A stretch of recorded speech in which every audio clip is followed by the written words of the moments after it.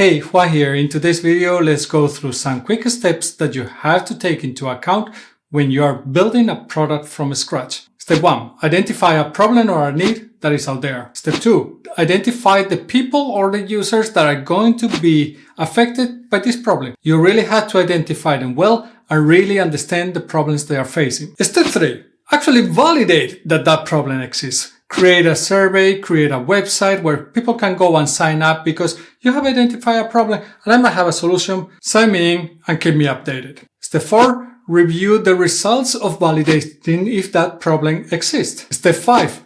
Start validating the potential solutions. Here you have to work with different people, but probably depends on the company size, it depends on how many people you are working with. Product designers, tech leads, and others can help you identify the potential solution for that problem that you have found. Step 6. Validate this solution via some kind of MVPs with those customers. The MVPs can be done in many different forms and shapes. They can be just mock-ups, prototypes. They can be no-code tools that are going to help you to build something really fast in a matter of days and maybe a couple of weeks maximum that you can give to those potential users and make sure that this is a solution that is actually solving their problem. And no, it doesn't have to be a perfect solution. Step 7.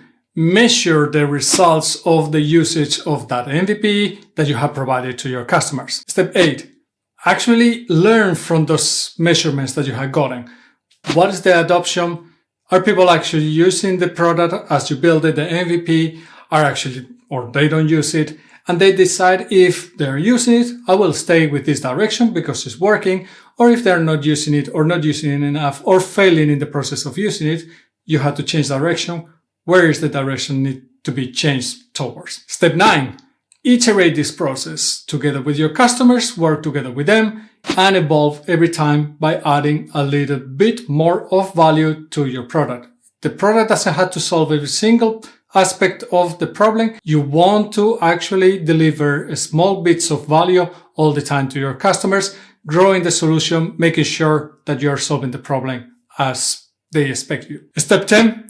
All this process has to be taken into account also by the experience that the users are going to have. And you have to pay attention to the product design and the user experience that those users are going to have. Step 11, I'm missing fingers. Now you need to plan how you're going to launch your product. Although you have been giving MVPs to certain customers or certain potential customers, you probably have not launched your product publicly. Now the best is that you can follow the customer journey.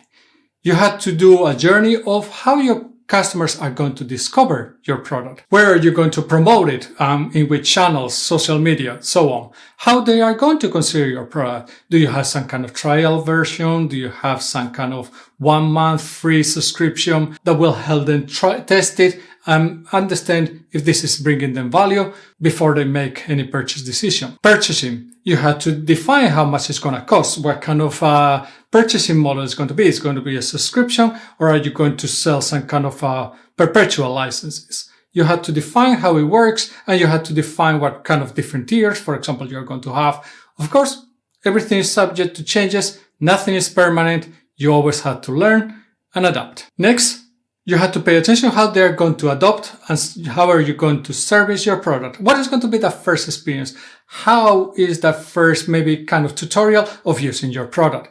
You have to think that one, write that journey, make sure that you follow all the steps and make sure that you're giving a good experience for them when they start to use the product for the first time. Next is how you're going to make sure that your customers are so happy and that they're going to be loyal to you and that they're going to share the love that they have for your product with other people that they know. You have to make sure that you promote this. It's going to be very important because many people start using other products because of what they hear from somebody that they trust. And number 12, continue iterating and optimizing your product by adding more value constantly to your customers. And this is how you build a product. Simple, huh?